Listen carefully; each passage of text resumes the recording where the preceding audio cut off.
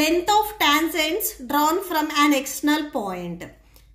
Length of the segment of the tangents between the external point P and the point of contact of tangent with the circle is called length of the tangent.